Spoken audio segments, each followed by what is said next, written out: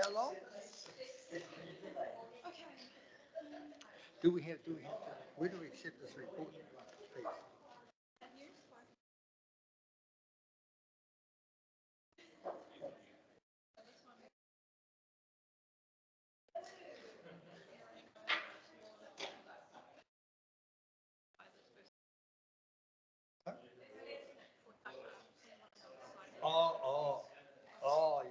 Yeah, no, I haven't. Right. I think, you know what? I think we might be just using stuff to do or do you think we should do it in a sense here?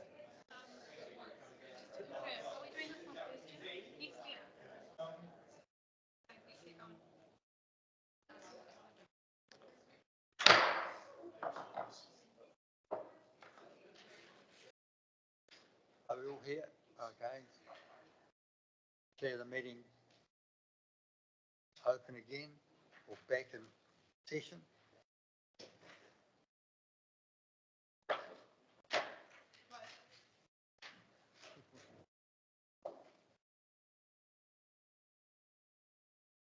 Yeah.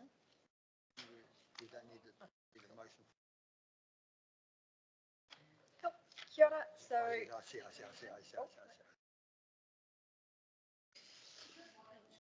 Okay, welcome, area manager and Kathy. I think that Rosalind was going to introduce you. Does everybody know Kathy Trentham? Is it Trentham? Is that correct? Everybody know her? All right, one of the report writers. Okay, bring your hands. kia ora. So we're presenting the Thames and Sub-Regional Aquatic Facilities Project approval to proceed to business case and adoption of the feasibility study. I'll take the report as read and just briefly summarise that since adopting the needs assessment, we've been working closely with Visitor Solutions for just over a year on the feasibility study. The primary purpose of the feasibility study was to explore and assess potential options for the aquatic provision in Thames, and the finding from the feasibility assessment are on attachment A to the report. So we're presenting three options. The first, option 1, proceed with the business case for an aquatic facility at Thames High School. Option 2, proceed with the business case for a sub-regional aquatic facility in Korpu South. And option 3 was to proceed with a business case which compares all three options, which is Thames High School, local facility, Korpu South sub-regional facility, or a do-nothing option.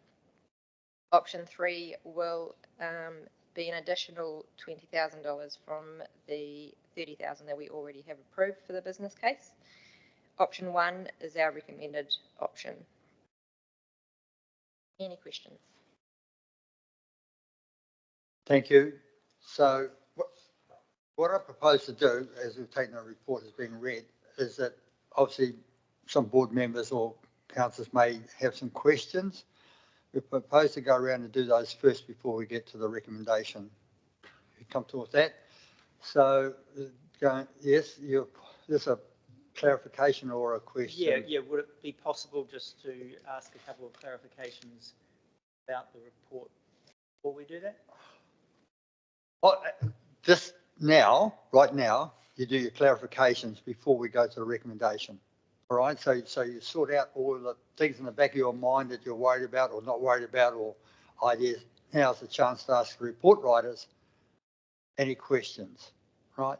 Then we'll go to recommendations 1, 2, and 3. Then we'll have a separate motion for 4 in the recommendations. Is that clear? Everybody understand that? Right, so any questions of the report writers, please? Councillor Rodley.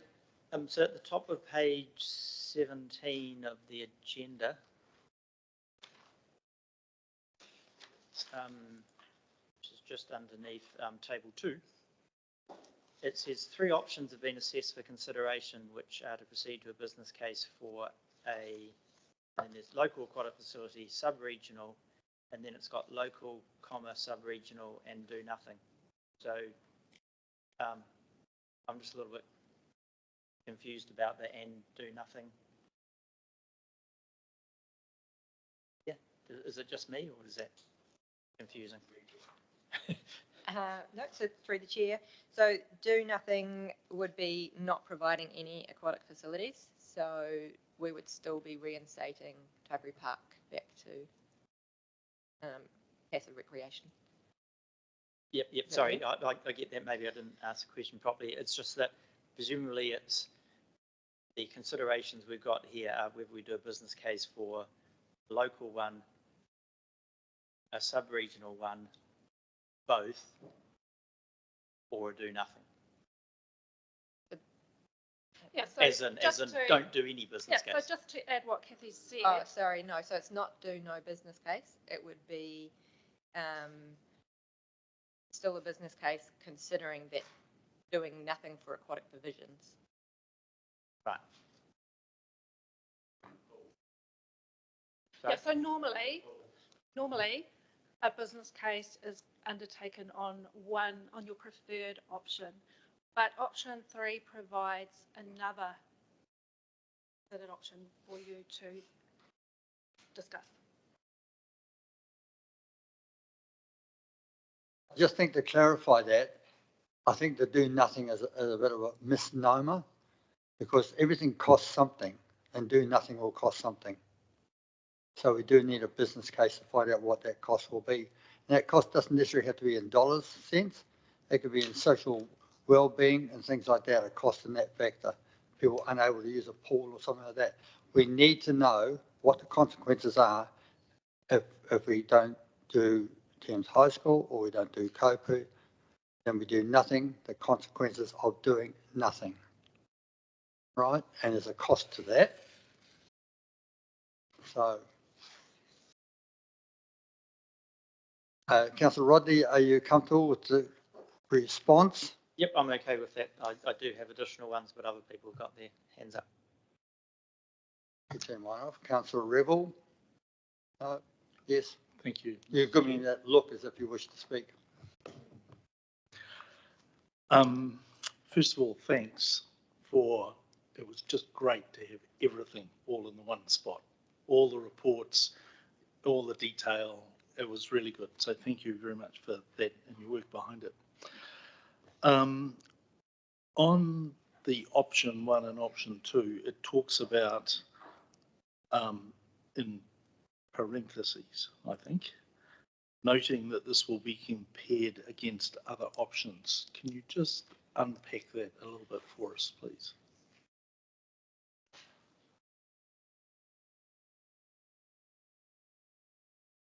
So it's the level that it's compared to the other options. So with option 1 and 2, it'll always be compared against the other option, but at quite a high level comparison. If we went with option 3, then there will be a full financial analysis of all 3 options, whereas it's just at a high level. So if, for example, option 1, you would look at a full analysis, financial analysis of the pool at the high school, and it would just be a very high level analysis comparison with Corsa. Cool. Thank you. My second question. This is a supplementary, is it? Well, it's supplementary but unrelated to my first question. Is that allowed?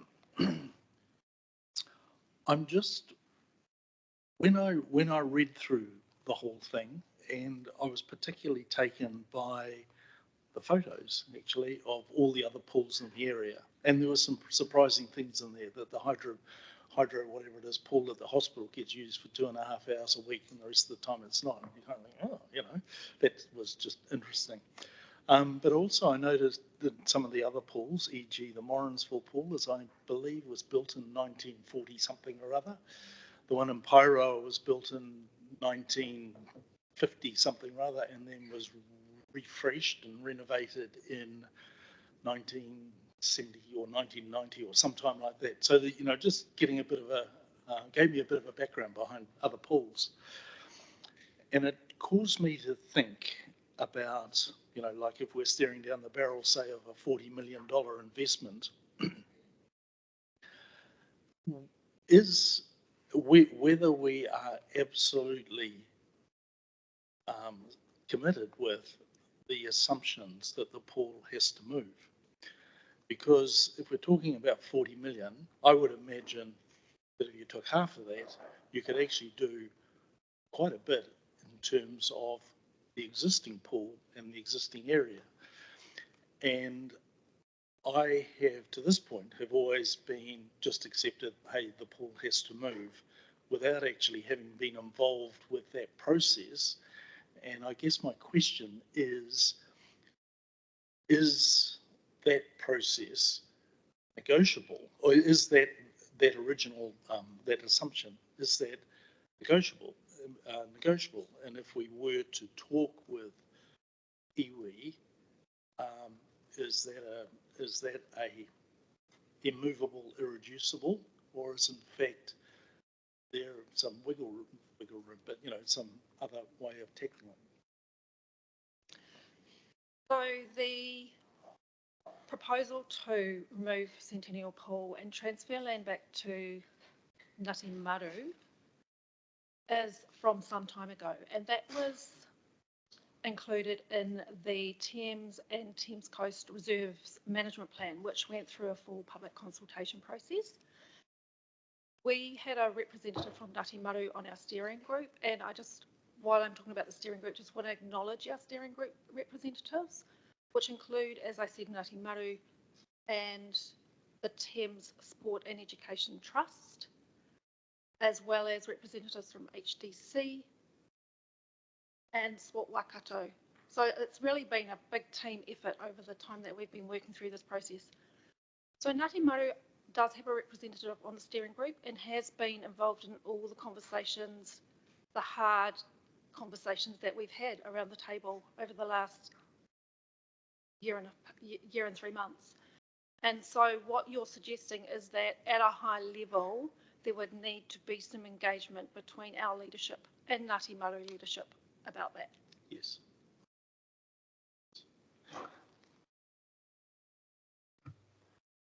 Thank you, Rosalind. Anybody? Oh, Member Rakwa.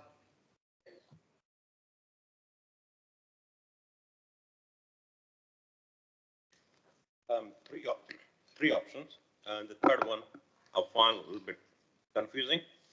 So first one is clear, local Thames High School option. Second, sub-regional Kopu. Third, Kopu, sub-regional, and do nothing. If they keep the do nothing as a fourth, there will be more make sense.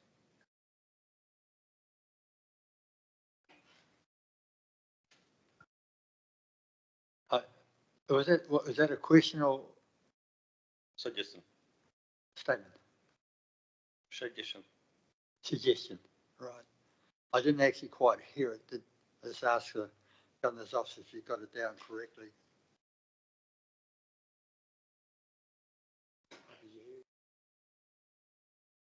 Okay. All right. Can you just say it again, please? Okay. I'll get it. So we have three options. Yeah. Option one. Local, that's okay. Second, sub-regional, that's okay. The third one, local, sub-regional, and do nothing. This will be confusing. If you make the third one or fourth one, do nothing, that's makes more sense.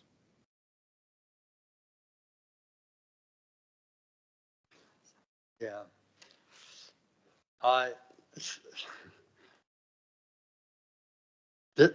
This period of time now is for the report writers to answer your questions.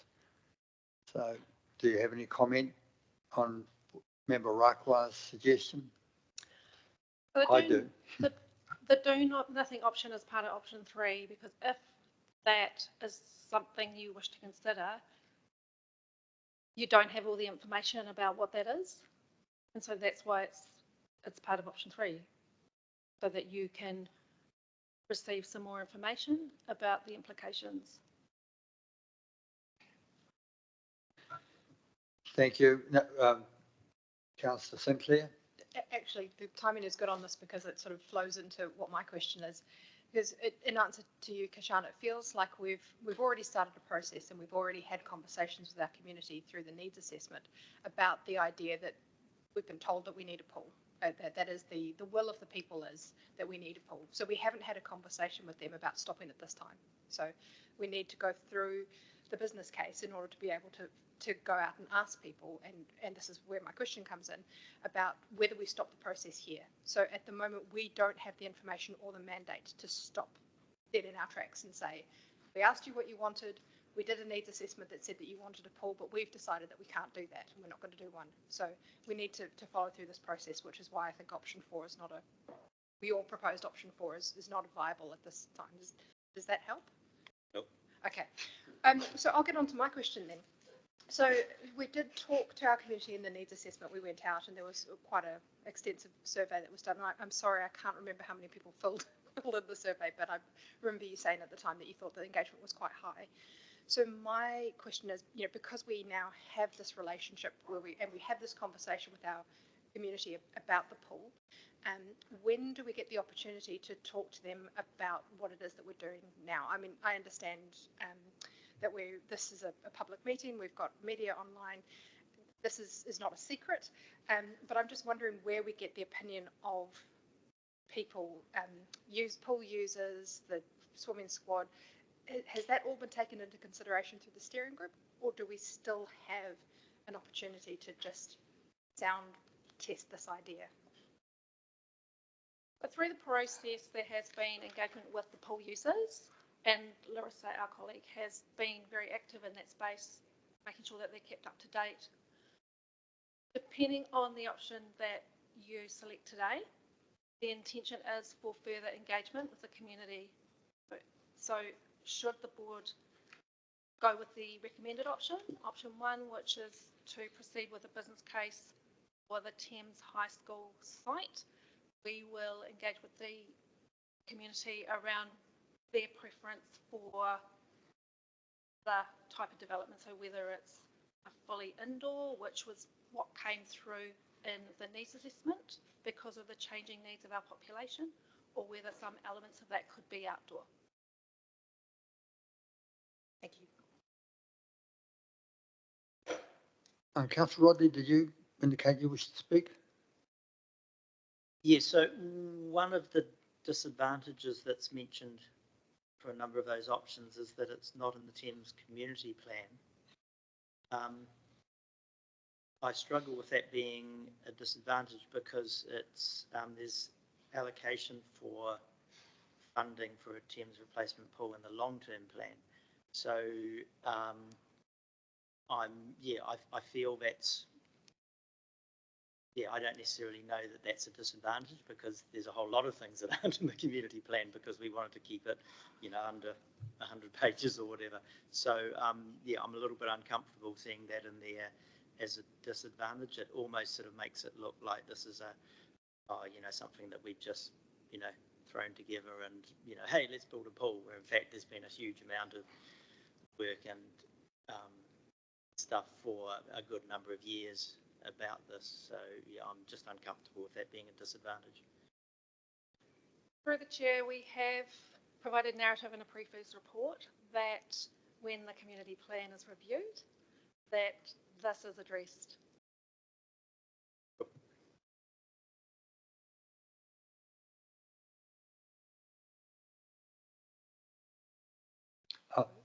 Basically, you have one shot at this one. Okay. I think you've written them down. I've got all the speakers down. So only 2 more board members to comment. Board member Mackenzie. No. Board member. No.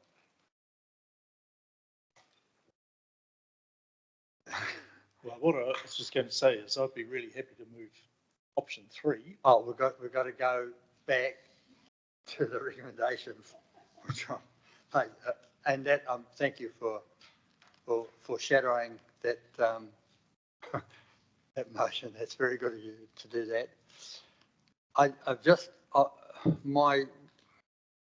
the niggle I have about it was the question you asked and whether you're comfortable with the answer. And there is actually no, I've got to say, and I've already said it in person to the report writers, this is one of the best reports I've ever seen come out of council. There's hardly anything here that's not answered, really. We can play around with words and say, you should have said that, or should have said something else, but in all reality, it's a very good report. There is no history as to why we're shifting from where we are. And I'm not too sure whether it's even worth relitigating now today as to why we are moving. But do the report writers have any comment about why it is being relocated?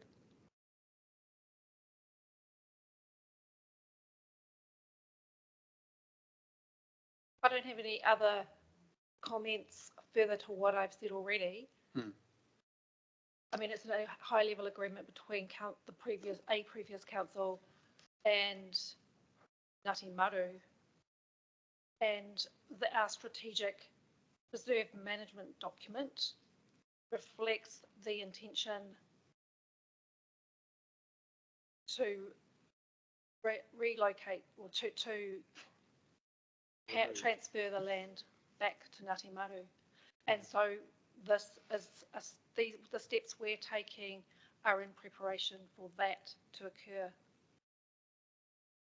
So this is not the first time. I mean, initially it was up on the board's agenda for 2015, so it's been extended out to 2027. So this is not a new gig by any means. And on an 1868 hand-drawn plan, it does show the pool's on Urupā. Peter? Oh, Councillor Revel. Thank you. Yeah.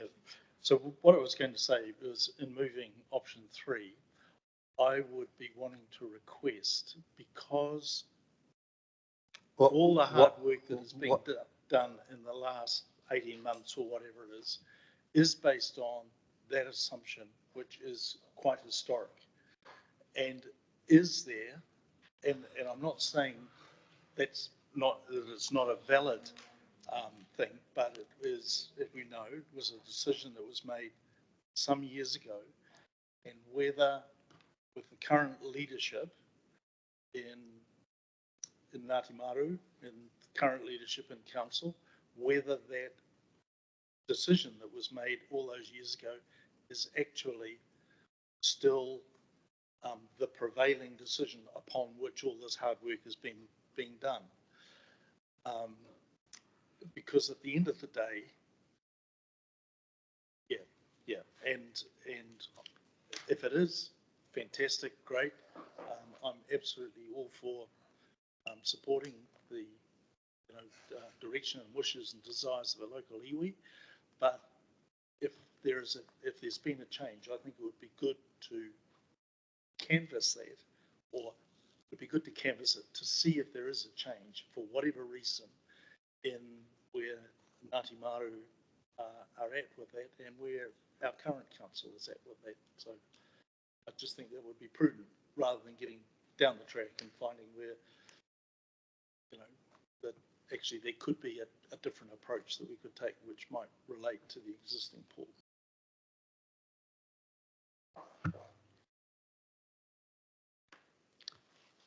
From my perspective, and the korero I've had, and the fact that we had to remove the skateboard rink from that site, I think there's very little chance, virtually none at all, that the pool would remain there. Sorry, Adrian, can I also add to that the fact that in the needs assessment it came across so strongly the learn to swim factor, and when we have family in Thames who won't use the pool because of its location, it's not quite fit for purpose in that regard as well. But I hear what you're saying about formalising the original understanding. I guess I just think from a governance point of view, it would be an easy thing and a sensible thing just to cover off. So, Councillor Sinclair. I'm recognised that Peter has said that he'd be happy to move option 3, but there's been no official motion of that yet and nobody seconded it. So I do just want to speak. We haven't called for motions yet. No, that's great. Well, I'll speak against it. I think option 1 is great. The reason being that I think that the appetite for spending $77 million is not in there. And the other thing that I really wanted to put is some anecdotal evidence. So since the last time we discussed this in November, I've spent a little bit of time at the pool. I've made it my mission to go down to the pool and spend time there and talk to users. And I've noticed a large demographic of people using the pool for very short periods of time. So this is all anecdotal, and I'm sorry, as a scientist, I really hate presenting anecdotal evidence to you, but for all the reasons that Dennis talked about this morning when I asked him this question, I think the pool facility needs to be closer into town.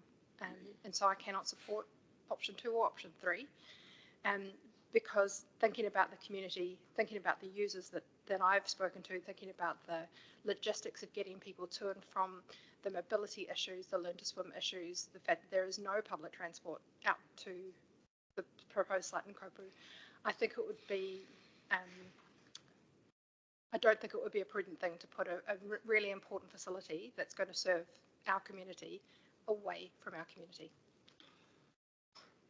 I just want to make it clear that at this point here, we're just talking to report writers. And when we go into the recommendations, which are on page 19, then we can discuss about the various options.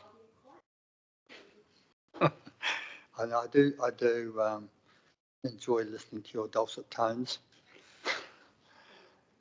So, have you got a new thing, Board Member Rakwa? Thanks. Through the chair, just want to make sure I got it right. So I have allowed only speak once. How this works? Because I've been cut off. Well, basically that was it. Then Councillor Rebel came back for clarification on his one. I lost here. So do you want to? Is something else you want to say other than option 4 being changed? What I was suggesting that was confusing. That's all I mean. Is not clear. So we're talking about.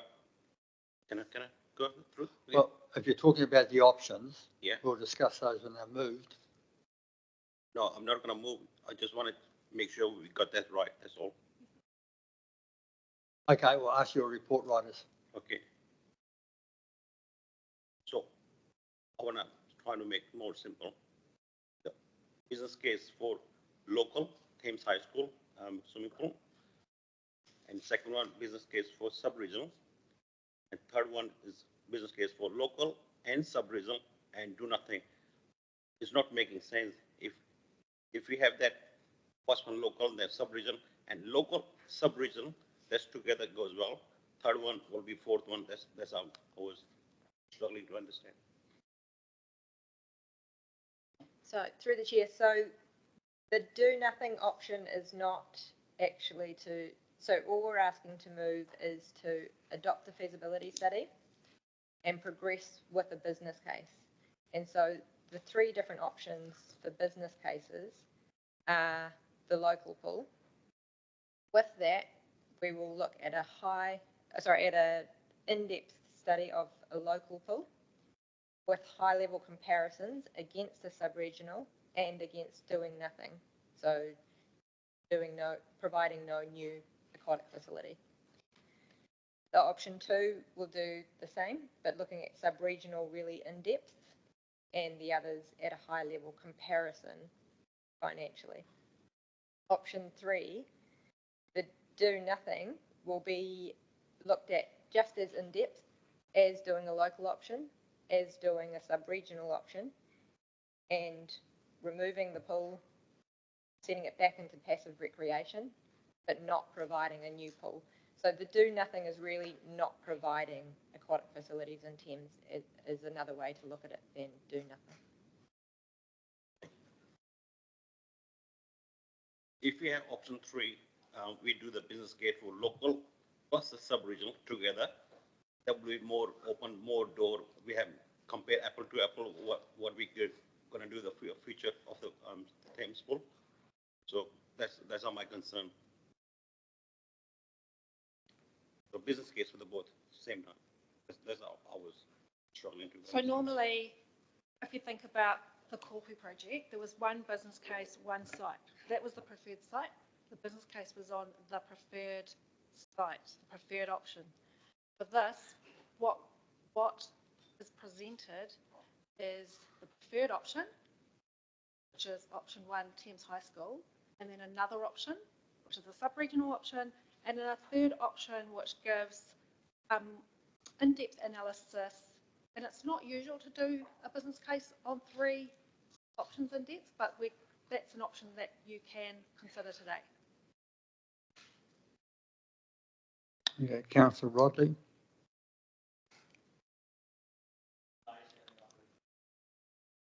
Oh.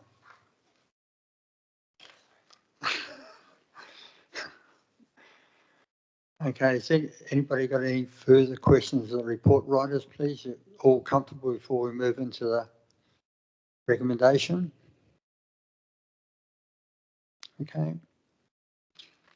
I propose to thank the report writers for a very good report. You probably remain seated up there, I guess, and hear the arguments for and against.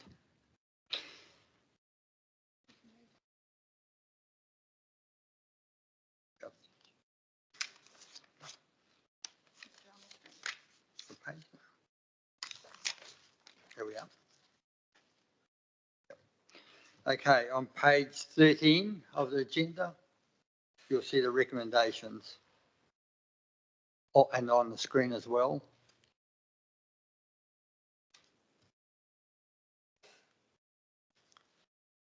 So the recommendations that we will move in this order, that the Thames Community Board, 1, receives the Thames and Sub-Regional Aquatic Facilities Project approval to proceed to a business case report dated 26th of January 2024.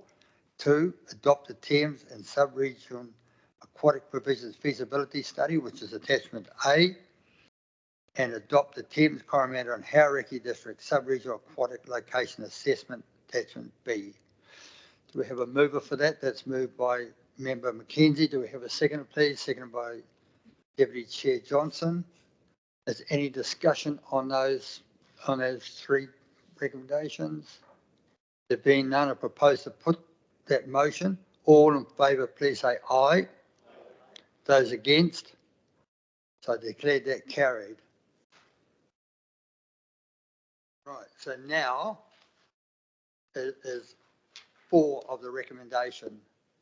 So this is where the rubber hits the road. So I propose to move as chair that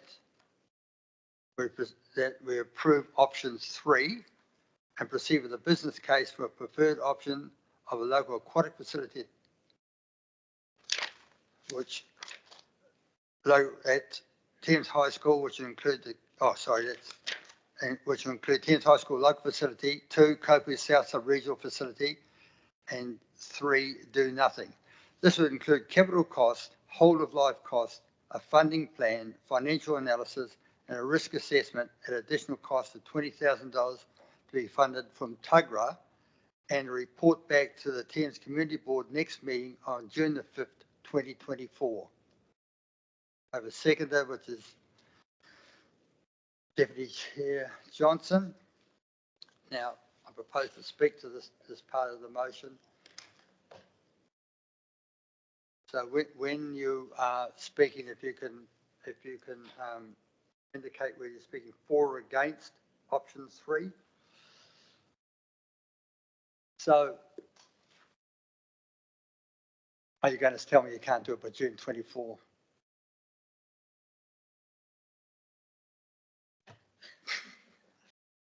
The intention is to work on this business case over the next couple of months. I'm just looking at that date, the 5th of June. That means we need to be writing the report in May, and usually reports need to be completed 3 weeks before the meeting.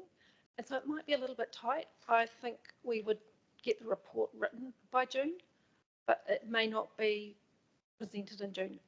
That's my thinking at this point. Okay, 17th of July. we'll change that to 17th of July 2024. It's just that I want to put a stick in the ground and have a definitive date so we don't vacillate backwards and forwards about this, so we can go to the public and Yeah. say, this Through is the what chair. we've done. Yeah, I'm just mindful that over the next couple of months, Kathy and I are going to be involved in the LTP process as well. So it's another reason for I'm a little bit hesitant about that date in June. Okay. So I took the date from options 1 and 2 where you said that option 1 and 2 could do it by June 24. Anyway, and speaking to the motion, I think when I look at it, I mean, you look at the most suitable place for the pool, and I'm absolutely confident in my own mind that the pool needs to be removed from where it currently is. If for nothing else, I see in the costings of the pool, it costs close to $31,000 for a leak in the year 23, 24. I mean, that's a huge sum of money going out. We're asking for $20,000 from Tuggerah, and we lost $31,000 worth of water in a leak in the pool in 23, 24. So even if nothing else, even if you forget about the iwi and just look at the age of the pool at being built there in 1973, and it reached this 50-year age thing, which is about the time for most pools. A limit is 50, despite the fact that one may have been built in Pyro in the 40s. I can relate to that. So the other thing about it is that initially I just thought we'll go option 1 and we get all the details, all the information about option 1. And now I could hear voices in my head saying, what about the members of the public that we have to advocate for? And they say, well, did you consider a sub-regional pool at Kopu? And if not, why not?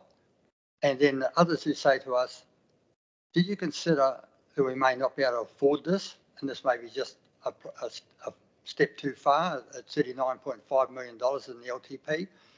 So to get clarity in what we're doing, I think we should look at all 3 options.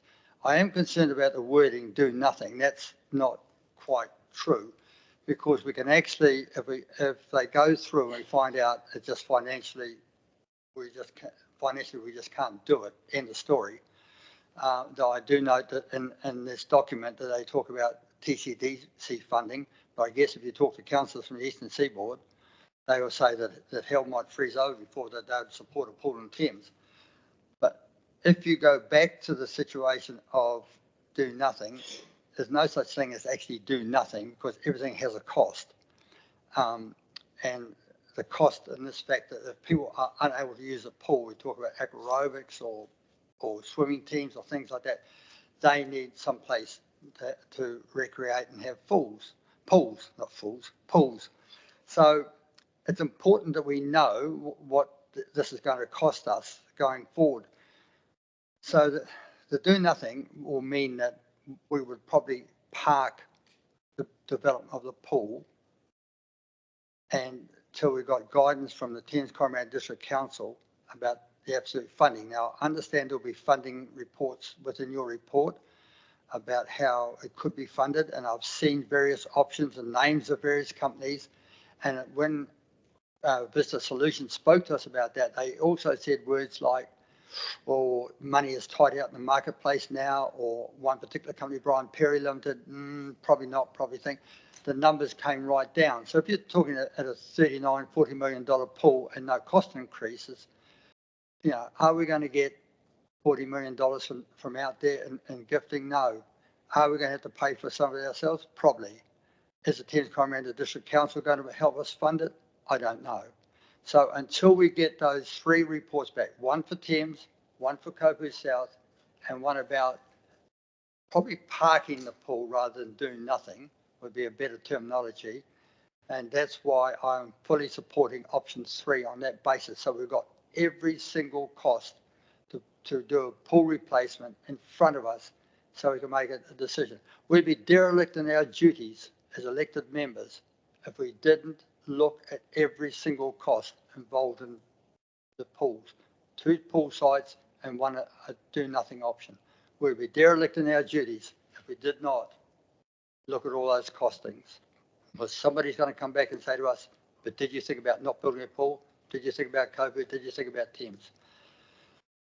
So I ask the seconder of the motion if you wish to. Seconder has first option. If the seconder of the motion cares to make a comment at this time or reserve your rights to speak, if you reserve your rights to speak and the motion gets put, you lose your rights to speak. Just clarifying that.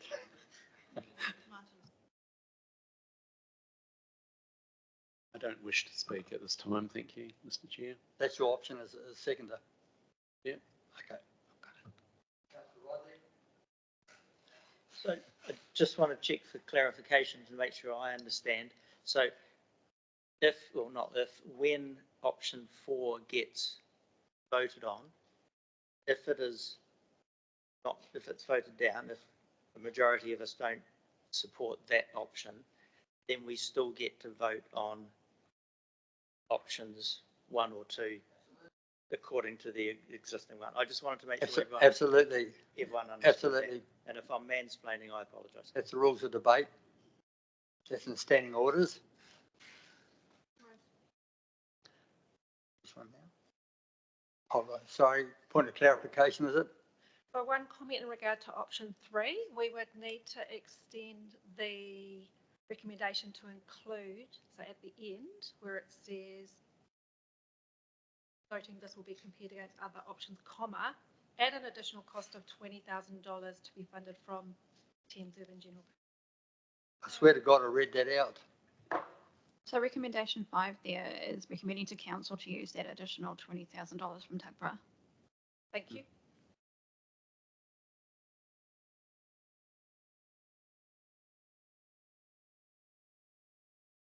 Boardroom McKenzie. Super excited. I'm just going to contain myself.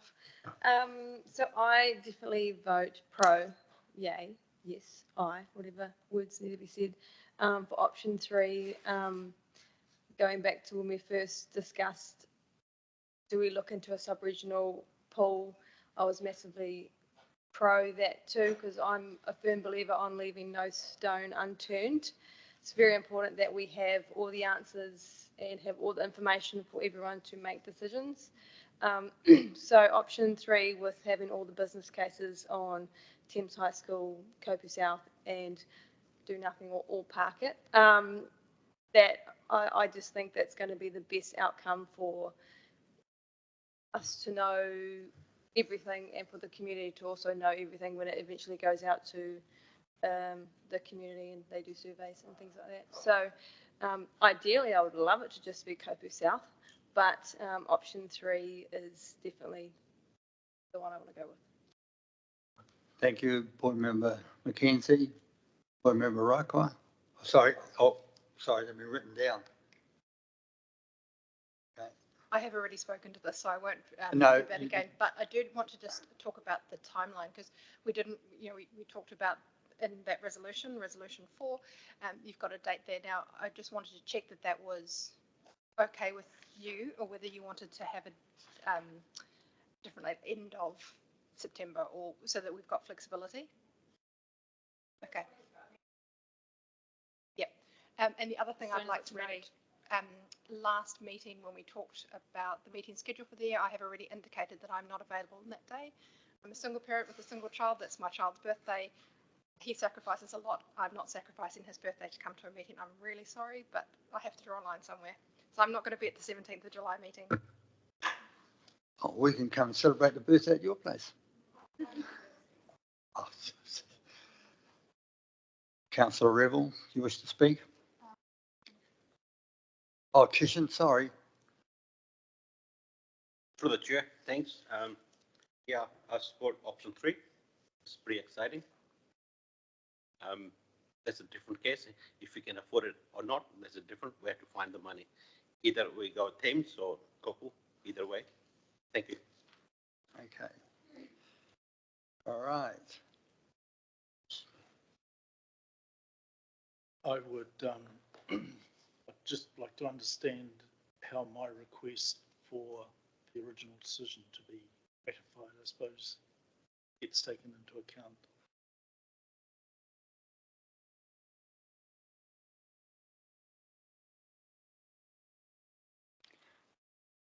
Okay, so we're under fairly strict orders that the motions that we do today are the motions on the book. So if you wish to come back later and request that the community board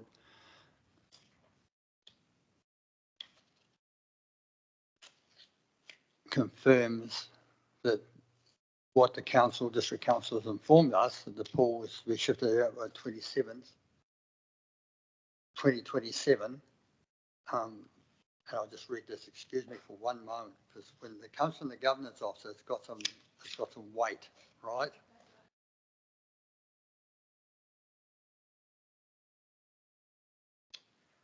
Oh, yeah. So we do have underneath this motion for information regarding Tugra. If you would wish to cogitate and think about what and add on to that motion, then the governance officer would be prepared to accept it. So we're asking information about Tugra, and could Thames Community District Council confirm that the pool must be removed from the site, or has any consideratory things been made or anything? So in this room, we actually had a discussion, and I actually said to a mayor who was sitting approximately where you are, saying that we've got to talk Rangatira to Rangatira about the pool and tell them. So that, and we do have a bi-monthly meeting with the local iwi, and I think they've been consistent for about the last 15 years that that's what they want. Correct? There's nothing to indicate that there's been any change in position. Yeah. Position that we have now is essentially implementing an agreement that's been made a long time ago. Correct. And I guess that's just part of my point, is that it was an agreement that was made some time ago. There is a whole lot of new information that's come, like costs, for instance, and just realising an acknowledgement of the costs, and maybe maybe that conversation needs to happen once we have all the information of the costs to then. I would be accepting of that. I don't think we want to muddy the waters right now. I think if we're looking at the options we've got and we get a cost analysis on those options and the way it's written, I think that if we come back and there's to a point they say, well, this is impossible on the do nothing or park situation, and we can go back and have that conversation again with the facts and figures in front of us. And that's the very reason why we're going for option 3. So we've got that information in front of us. So it's not because, you know, sentimental value over the pool, or it's not because of tikanga or something like that. We've got facts in front of us. So I think we should leave it at that. So, Martin, Councillor Rodley. Is through the chair, is it appropriate for me to make a comment in response to Councillor Rebel's request? I prefer not, because at the moment we're discussing the motion, so we'll try and keep it as clinical as we can. But I'd be open to you commenting after we've passed the motion. Well, I guess with request is that with respect, we're now talking about potentially putting that into a subsequent motion. Oh, that was just a thought. But I think that Councillor Rebel came to a conclusion that he'd wait for the costings to come back, and then we'd have a case, if we needed a case, to approach iwi. But not sure if I'm still allowed to speak. If the costings, if we're doing a business case based on the fact that the pool is moving, if the business case is then presented and then we say, oh, okay, but what about the cost of it staying where it is? Then would be like, well, that wasn't in the business case. So okay, I stand corrected on this if I'm making a mistake now, but my understanding is we are here today on the assumption, premise, that in 2027 the local iwi wish to have that pool removed from that site. I cannot see any other way around it. We're only gilding the lily as such if we try and do anything else and say, well, we should have been thinking about this months ago. The previous board should have been talking about this if that was the case. And the Thames Community Board did vote to remove what was the old skate park. Correct. There, and there was no indication from iwi at that time that that they were okay with the skate park staying there or that they were okay with the pool staying there. And I've heard nothing from iwi that indicates that there's any sort of change.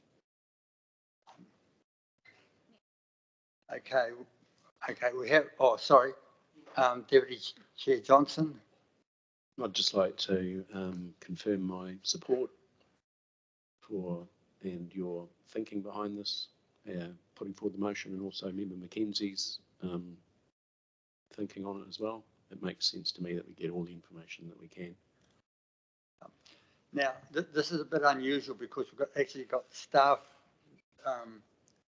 wishing to comment, and I find it a little bit probably left field. No, it's not you. There's one behind you. So, is the board acceptable to have a comment from the engineer? You happy with that? So we'll try and raise him from he's dearly departed at the moment. Oh, there he is. Acting Group Manager. Good everyone. Good morning. Through the chair, I just wanted to flag on behalf of my staff who'll be responsible for securing the consultant and preparing the report that we'll make best endeavours for that July timeframe. But I'm just a bit nervous that we're completely reliant on the consultant having availability to deliver that. So we can advise if there's any issues, but I just wanted to flag, that deadline is, there are some risks attached to that deadline. Sorry, that was all I wanted to comment. Thank you very much, Group Manager, on that. Personally, I would have thought most of the work would have been done. We're just sort of dotting the I's and crossing the T's going forward, and that's giving you 4 months from today to do something. I wouldn't like to push it out to September, and I'm always very conscious that we're on a triennial thing, and we're almost halfway through our term of office. So I'd like to see this resolved before this board was voted out. Voted. So getting back to the motion. Wow. So this is getting very tricky. So because we have 5 people have indicated, and this is why I asked you to indicate as to whether you support or don't support. Because we have 5 people indicate that they support option 3, I propose to put the motion. Do you want to do the total as a separate motion after that? Yep. So I propose to put the motion, and that's it there on the screen. I don't propose to read it out, but I do want everybody to read it first so they absolutely understand what the motion's about. And once I see the heads sort of looking back, I will put the motion.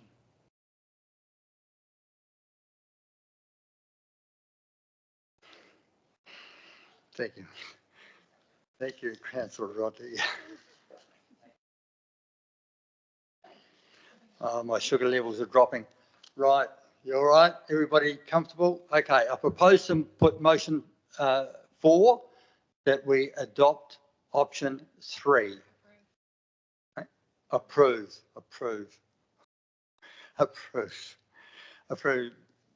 Oh, it's got approved there too. Approve option 3. All those in favour, please say aye. Aye. Those against?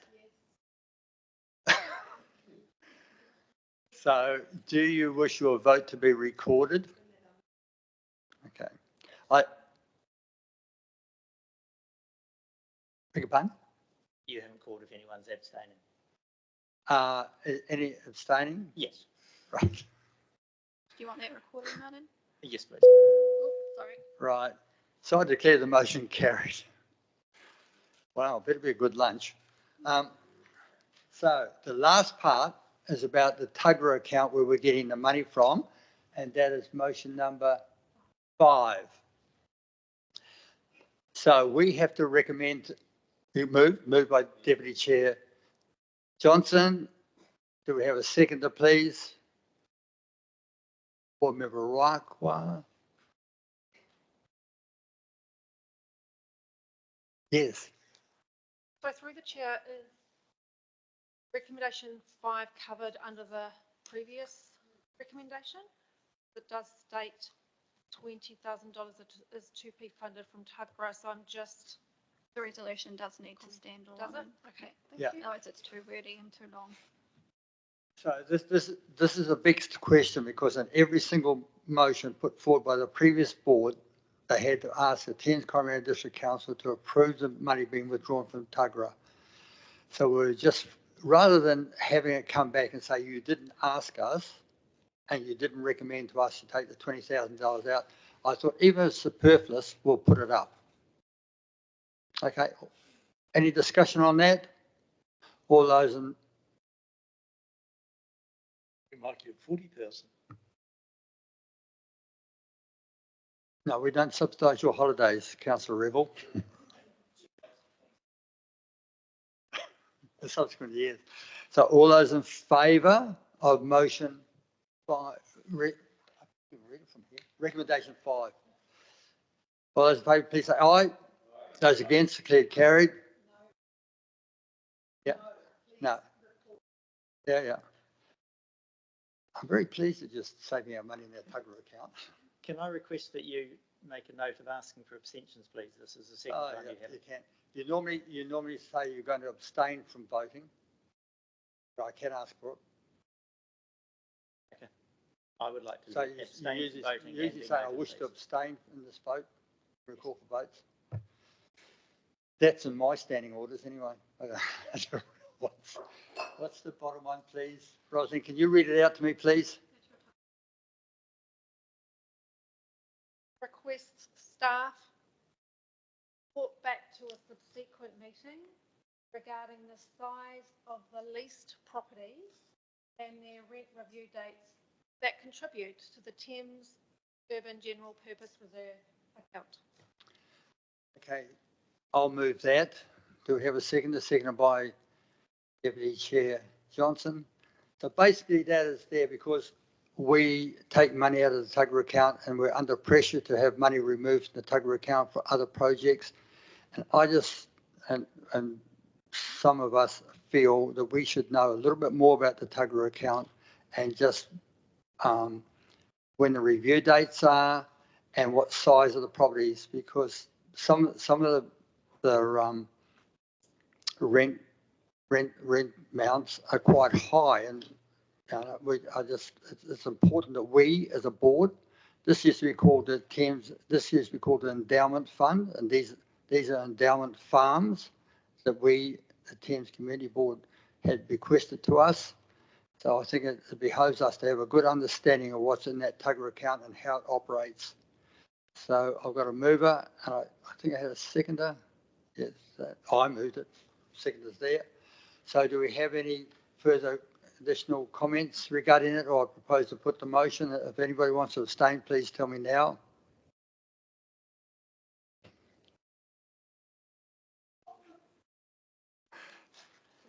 Okay, propose to put the motion. All those in favour, please say aye.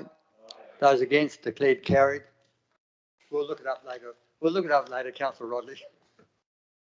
Okay, so we do have. See, once again, see you going to talk to.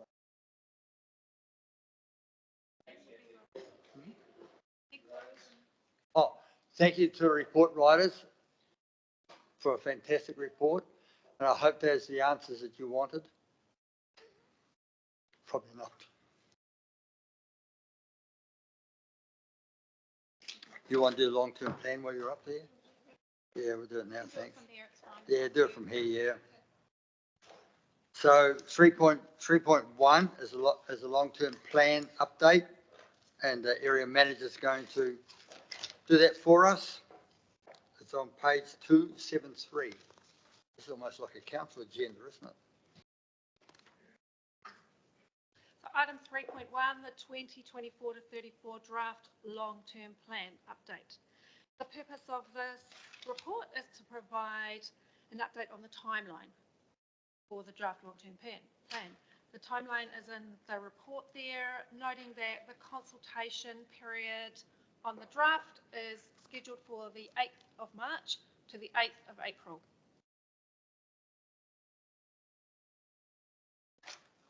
And should the board wish to make a submission, we will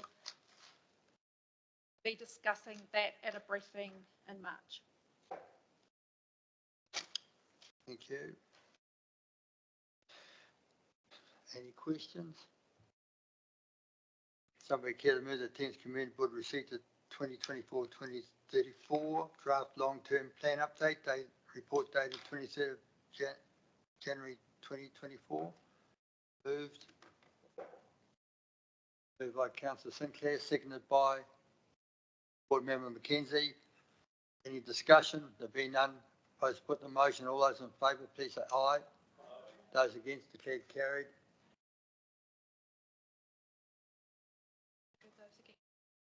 Oh, yeah. Can I, since you quoted I've got the standing orders in front of us, standing order section 19.7, it says members may abstain, and all the text that accompanies that says any member may abstain from voting. It doesn't say when you have to declare it or anything. Just the question was asked of the chair, why didn't I ask for people who wish to abstain? And I say, if you want to abstain, you say to the chair, I wish to abstain. The standing orders don't specify when you need to say that. I really enjoy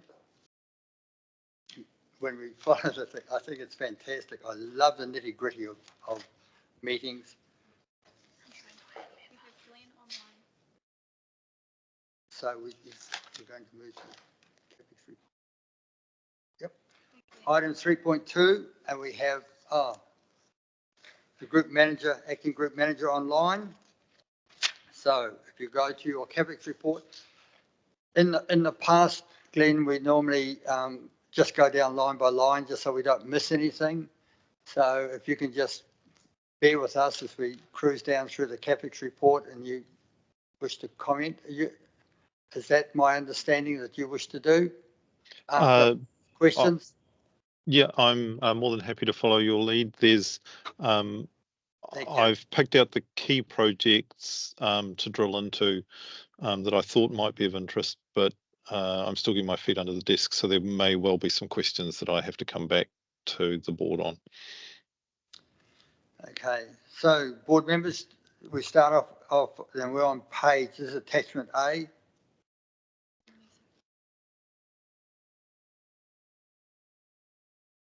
I don't have a page number on this one. Oh, we do now. Page 276 for those people on their laptops. So library books, parks, open spaces, renewals, swimming pool, we had most of these, disability. Porritt Park, we'll jump straight into Porritt Park. So is there any comments regarding Porritt Park? I think most people here would see that Porritt Park is underway now.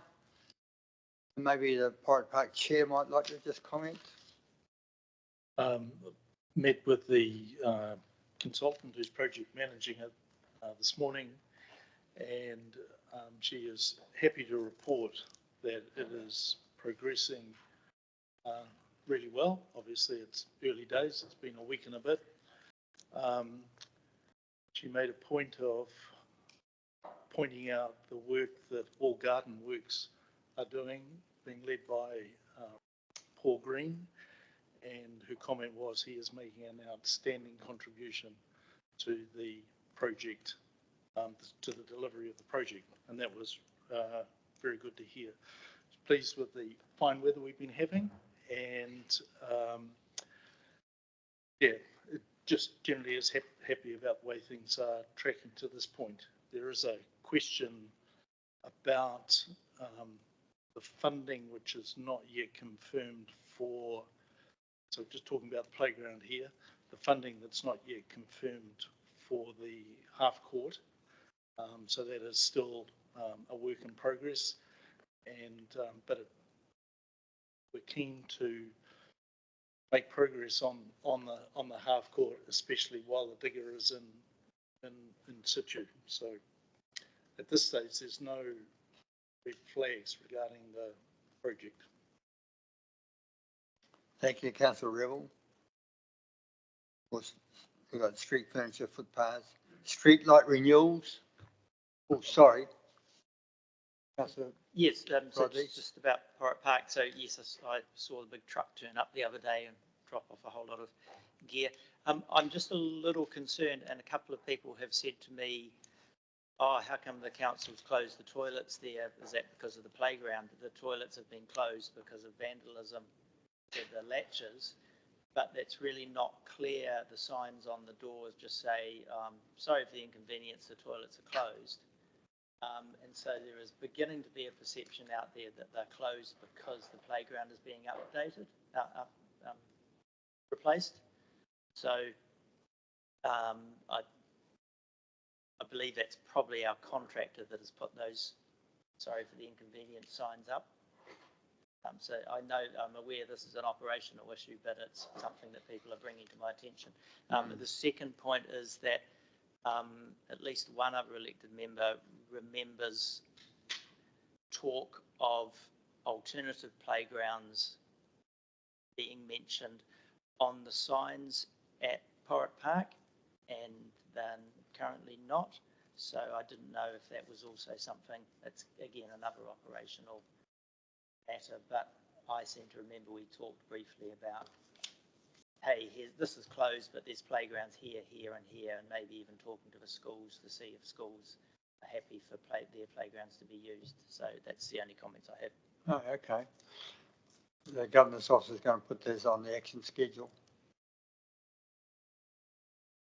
It would just have to happen quickly, otherwise it's 1 or 2 months go by, then it's pointless. So the streetlight renewals.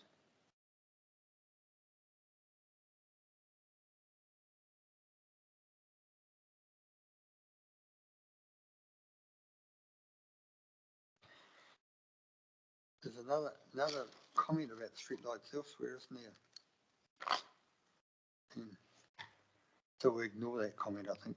Totara Valley Road Service, so that's been on and off for months, ever since we've been here. So I wonder if Mr. McIntosh is interested in bringing us up to speed with the Totara Valley Road thing, bearing in mind it was taken in committee. Thank you. Through the chair, so the committee did approve additional funding of about another 450,000, and that was to facilitate closing out the land acquisition matters predominantly. And my understanding is that there's 2 land deals that are almost complete, and those will finish off all of the necessary land acquisition arrangements needed for the project. So yeah, we're very pleased to have progress to that stage. Thank you very much. It's a really critical point for us, for this board, that we do get the service installed up there and get that first subdivision off Stub Road underway as soon as possible, please, with 70 sections and offer up there. And I'm sure there'll be a lot more other sections. I think there's 400 to 500 in the report that could be available up there. And the development contributions will probably cover your costs, any additional costs. The airfield renewals is something that sits in my craw. To fact, it's interesting, asset manager's gone out of the room, but sits in my craw because that installation irrigation system on that runway went in July 2022. Has never been fired in anger since.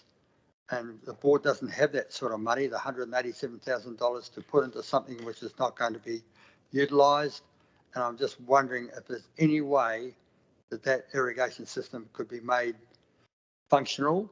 And I understand it'll operate for 3 nights a week for 15 minutes each night, but it hasn't done so as yet. Please.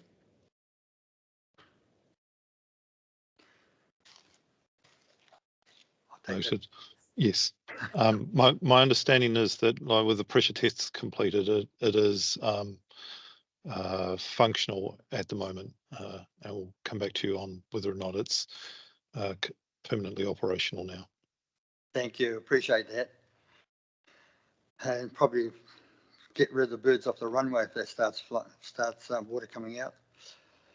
So anything there, Thames Water Treatment Plant, Thames Albert Street, Thames South Water Treatment Plant. That's, I see there's money being spent on that. I'm wondering now, because if that project is something that this board actually hasn't discussed, and that's not your problem, but I think at some stage that this board probably needs to discuss that $19 million being set aside for Thames South Water Treatment Plant. Admittedly, it's a TCDC capital investment, not ours. Big one. Yeah, so we really need to know about that in light of the fact that we may have sections closer to Thames and using the local existing infrastructure, and we might be able to push it out to a later date.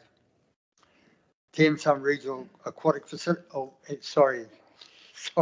I'm looking at my yes, Councillor Rodley. I believe that the Thames South Water Treatment Plant improvement is a statutory requirement that water regulator requires us to do.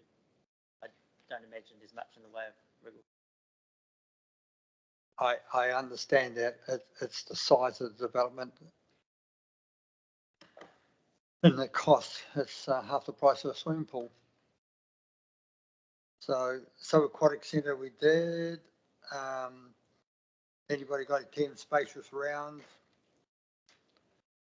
Any indication from the Deputy Chair about miners gates, installation of 2 sculptures?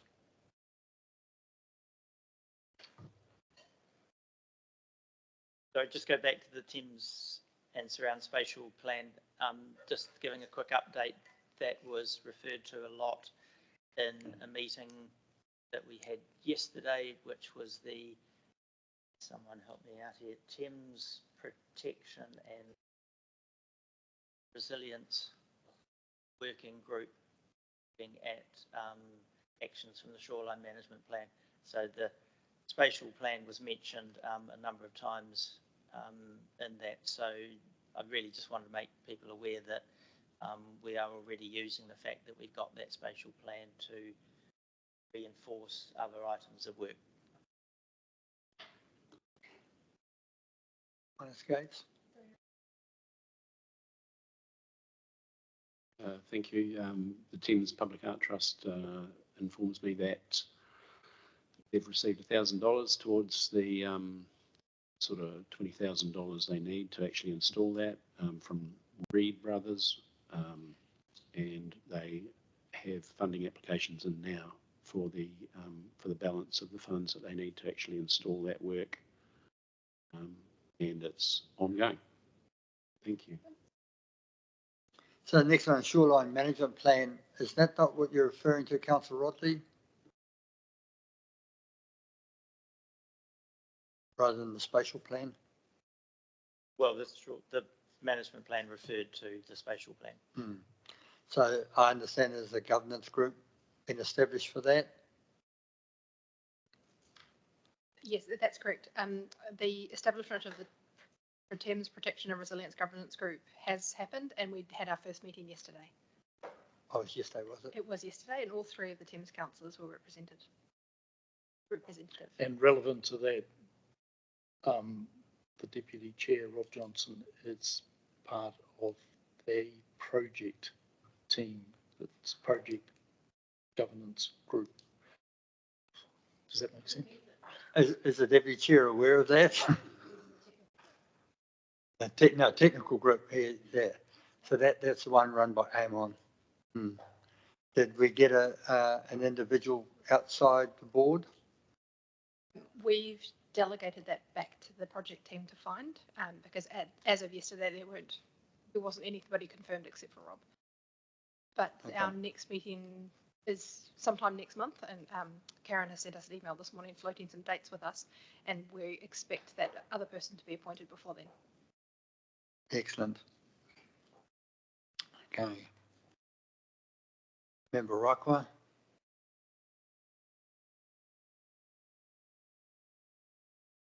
Thanks, through the chair. Fresh water, I just want to check, is our fresh water system is up to date or need to do some kind of upgrade? Because it's not on the list. Fresh water. Drinking water. Drinking water. Potable water. So, that's tricky because it's not on here. Hey, you on? Go. I mean, there will be renewals that will be, keeping the plant maintained, and any minor updates will be done under renewals but I guess this is more major projects. Is that right? Well, the council, like any council in New Zealand, is required to have potable water to a certain standard. Okay. So when it fails, you'll be first to know. When you wake up in the morning and you turn the tap on, there's no water, you know we've failed. Yeah, that's the easiest way. But rest assured, we'll be right. My reason is sometimes we have water restriction on, so that's the main concern. They must be telling it there's something wrong there because we have the water restriction. Okay, we've had one water restriction about the last 15 years here in Thames. That was just recently, and that was because of I was the group manager. What happened? Why did we have a break in the water supply a few weeks ago, Len? Pretty sure that was before my time, sorry. But it's pretty normal for councils to have water restrictions over summer, would be the border context that this sits in. So for us to normally not have restrictions is quite significant. Yeah, Thames has had very few restrictions, but we did have a water restriction recently because of a break. I believe it was a plant failure rather than a lack of water. Oh, was it plant failure, was it? I believe so, that there was a pipe broken or something.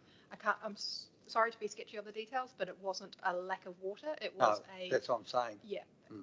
Because we installed one of the earlier boards, installed at least a 3-day supply system up the end of Reservoir Road, holding area for that. And we can also draw water from our own pumping supply up the Karonga River, and we should have a water right to do so.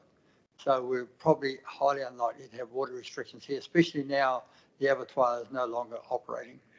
That was a huge drawdown in our water supply, as was Toyota, New Zealand. So yeah, but no, rest assured we're very lucky in comparison to other towns on the Coromandel Peninsula. Okay. Thames Recovery Visitor Attraction Initiatives. Councillor Revel. Cool. Just a couple of questions around this. So firstly, in the minutes in the last meeting, there was approval to put a sign outside the Civic Centre. I'm just interested to know how that's tracking.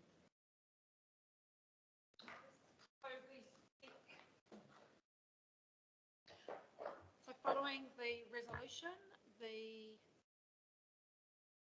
process is that the signs need to be designed and sent to an engineer to get a PS1. And so we sent them to the engineer and he said, no, you've got to find first. So we now got a quote from the designer and we'll just start to proceed with that. Yeah. Cool, thank you. And kind of related to the same thing, also in the minutes, it talks about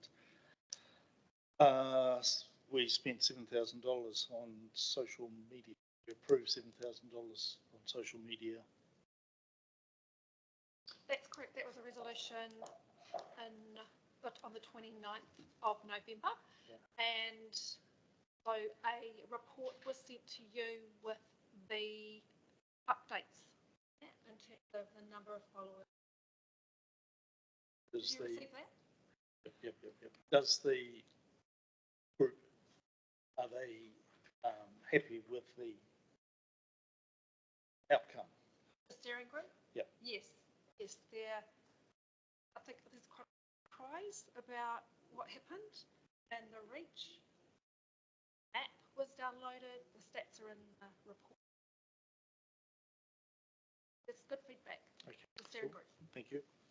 Actually, I think they did very well when we had a speaker from the public forum this morning indicating that they had assisted the Prospect Association directly, and then a massive increase in visitors going there. So from all accounts, the people I've spoken to have been very impressed with that program for Instagram and Facebook. Yeah. Yes, Councillor Rodney. Yeah, just to add to that, a number of the posts on the Explore Interesting Thames social media channels have been shared with others, like Monica Lang.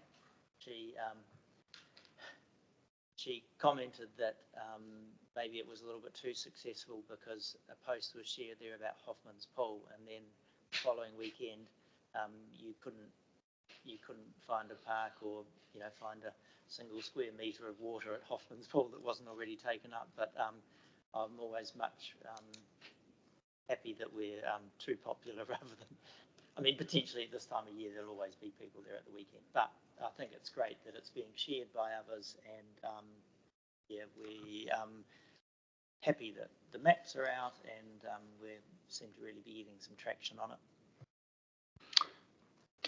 Councillor Sinclair. In mid-January, Councillor Rodley and I attended the waste roadshow that was done by our solid waste team in Pauanui and Whangamata, and took the opportunity to visit the sites in Whangamata and Pauanui, and spoke to the people who were on. In one case, it was the manager, about the promotion. We saw the brochures and the maps, and the feedback about having an actual physical map that people could take away with them was really positive. So I'm really pleased that we did the digital stuff. It reached probably a large number of people, but in terms of having a map in hand, well done on that. And I have also really enjoyed seeing people walking around looking at the map. Makes us feel like a real town, a real tourist town when you've got somebody walking around with a map. So it's well done on those. I think the maps are a very good tactile thing, so they've got them in their hand. Board Member Mackenzie, do you want to comment? You're on the committee.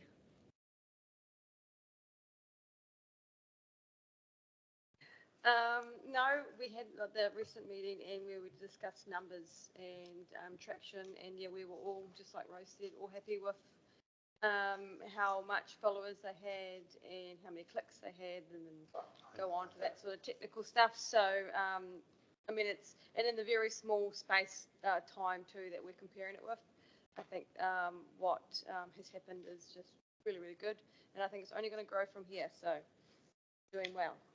Yay.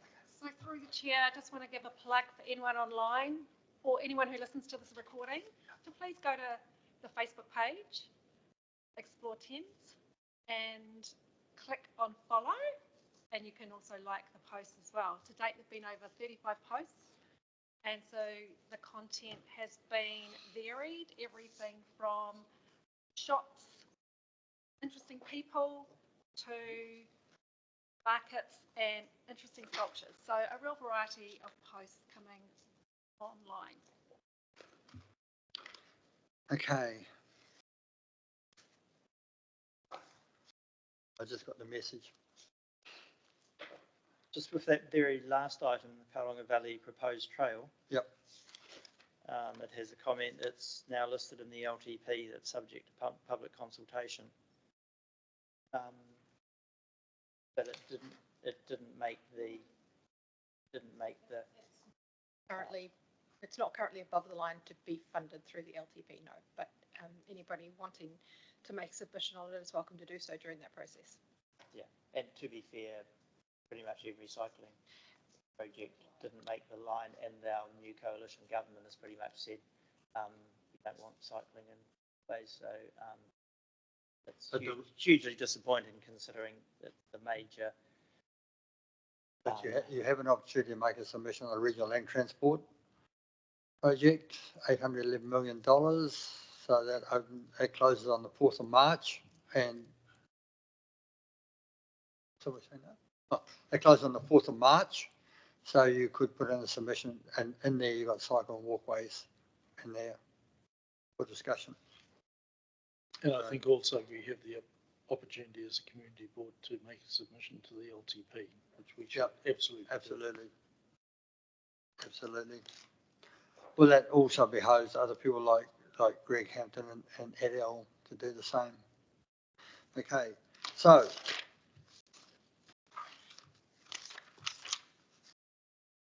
somebody, thank you, Glenn, on this first part, and you'll be talking about the Kopu one next. You're going to stay for Kopu?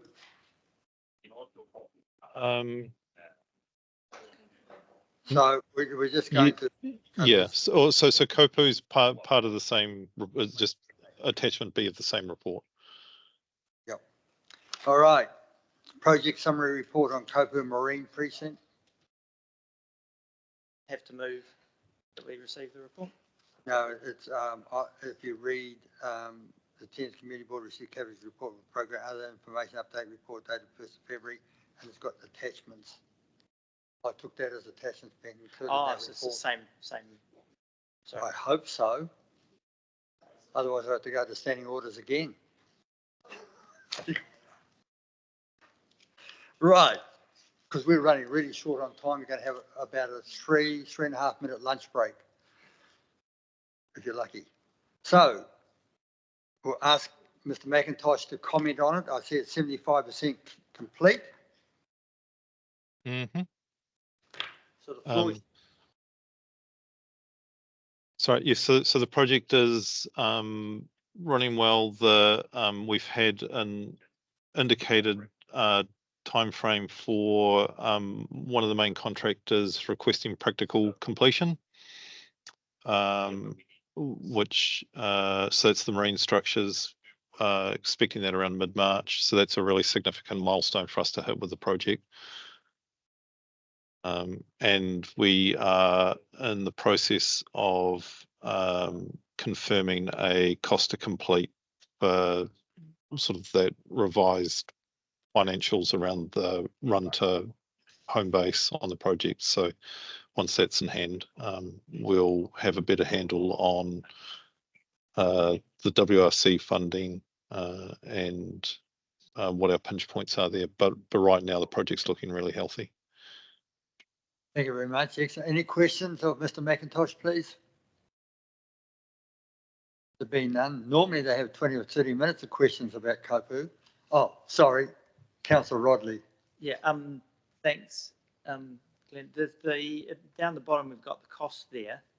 That was saying total estimated cost to complete as of 31st December was 14.5, and the contract sum was 15.3. So was that saying that when the cost to complete was worked out on the 31st of December, we were 700 and something thousand under? Yes, that's how that reads. Wow, cool. Yeah, but I think, correct me if I'm wrong, Mr. McIntosh, but you had to use a 20% contingency funding, didn't you? Before C kicked in. Yes, my understanding is that most of the contingency will be consumed with contingencies by the end of the project. Yeah. All right. Thank you very much. If you're closer, we'd invite you to join us for lunch, but you're obviously not. You're somewhere else. Apologies. Yes, no, I needed to be in Hamilton today. Would very much like to have been in the room. Thank you very much for attending. Appreciate your input. Okay, somewhere care to move that Thames Community Board received the CAPEX works program and other information update report dated 1st of February 2024, which includes attachments A and attachments B. Moved by Councillor Rodley, seconded by Councillor Revel. All those in favour, please say aye. Those against, declared carried. Action schedule 3.3. In front of you, anybody got any comments on the action schedule? I don't know if this fits in here, but once again, in the minutes of the last meeting, we had a presentation from Virginia Clay about ideas for the corporate roundabout, and she came with a model which I think was left here at council, and I'm interested to know what's happened. I think Deputy Chair, you've had a subsequent meeting? Us, Ryan. Yeah, we actually had a meeting with her, myself, Rose, and Craig Solomon from local iwi. Who else was there, Rose? Is that it? Yeah, and she presented her model again and talked to it, and we have an understanding that we will sort of pursue the project through channels. Craig Solomon will take it back to iwi and discuss and come back with some feedback, and based on what they suggest, we'll meet again and then come up with some more concrete sort of proposal.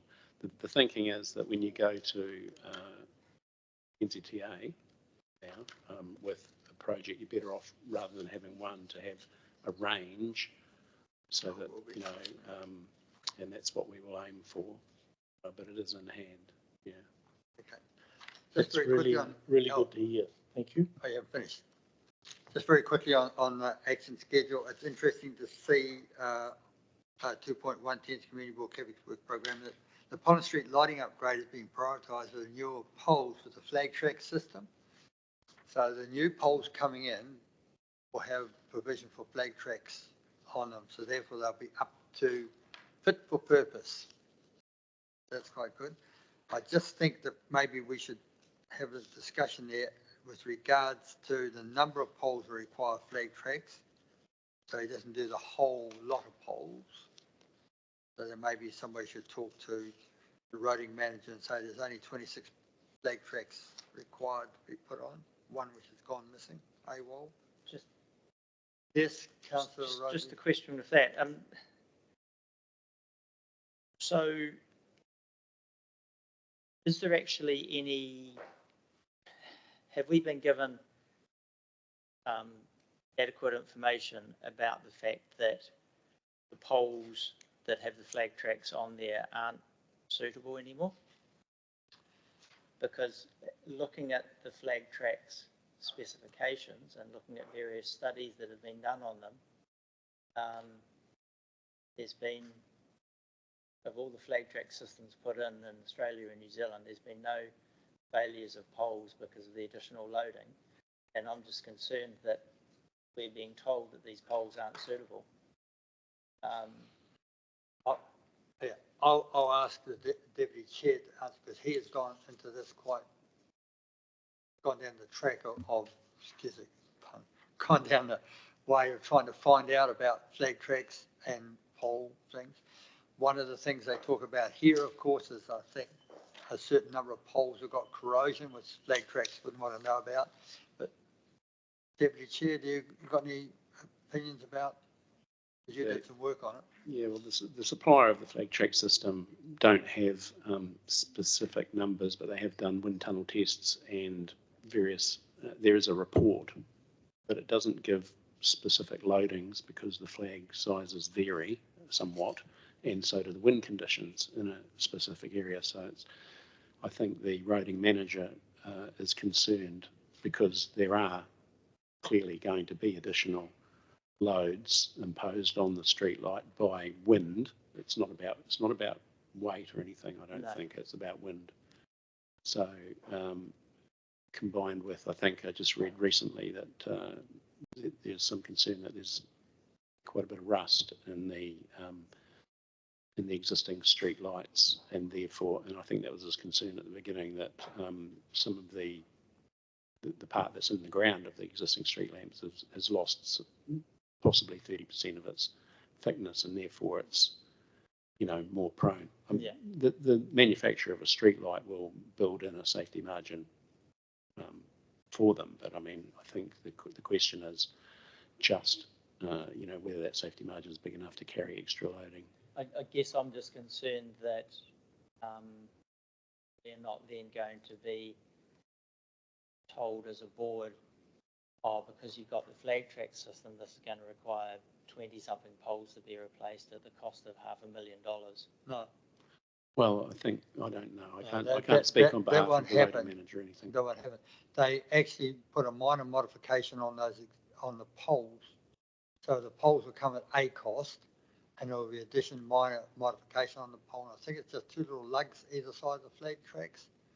So it's quite simple. Interesting enough, it's the pole manufacturer says that, they won't guarantee the poles, but of course they won't, because there's something additional added to them. But the flag tracks people say that they're fine. Can I ask an additional question on the Yeah. action schedule? So the first one, the 3.2, about the provision for parking spaces.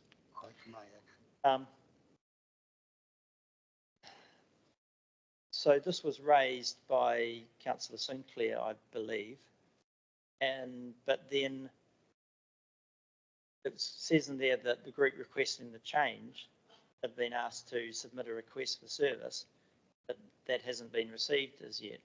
But this was an elected member to ask about staff to investigate the provision.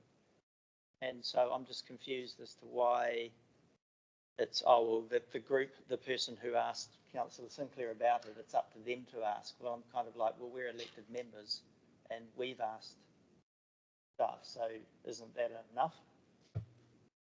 And the reason that it got onto the action schedules, because before we made a decision about the vibe, I got in touch with our roadie manager to ask about how to do this and was told a process, but then we didn't go through the way Ed had suggested, which was to have a resolution as part of the Mary Street create the vibe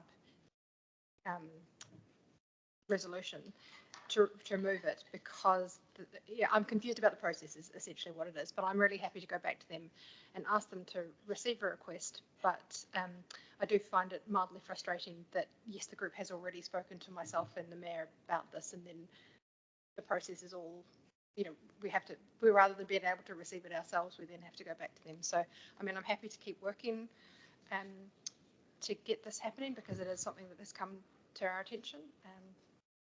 That's all I can say. Over. Okay. That was really all about the taxi parking, wasn't it? Yeah.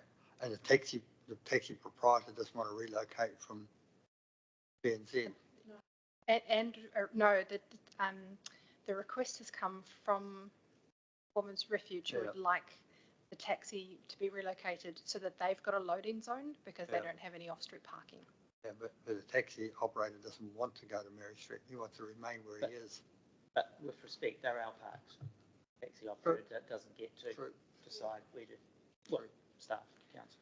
I think it should be part of the conversation, which has not yet happened, is I think the polite.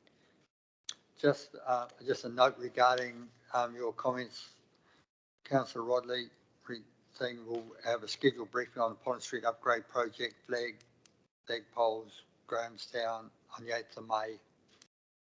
So if you could just keep that day free, please.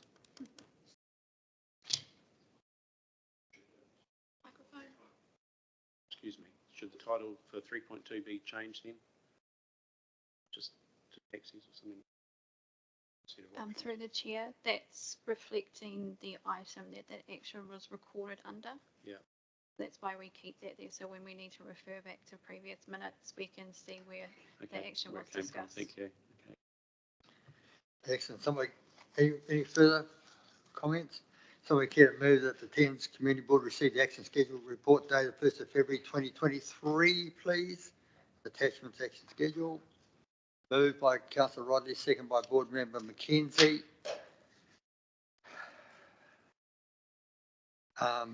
The last item is 3.4.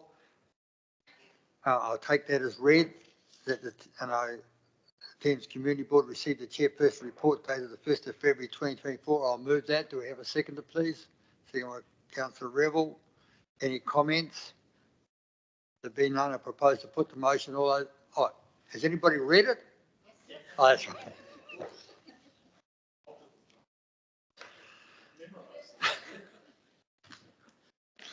Right. All those in favour, please say aye. Those against, declared carried. Now, I've got bad news for everybody. some might be bad news for some, good news for others. I declare the meeting closed first. That was the bad news. So lunch is at 1 p.m. So you look up there, you can see what time it is.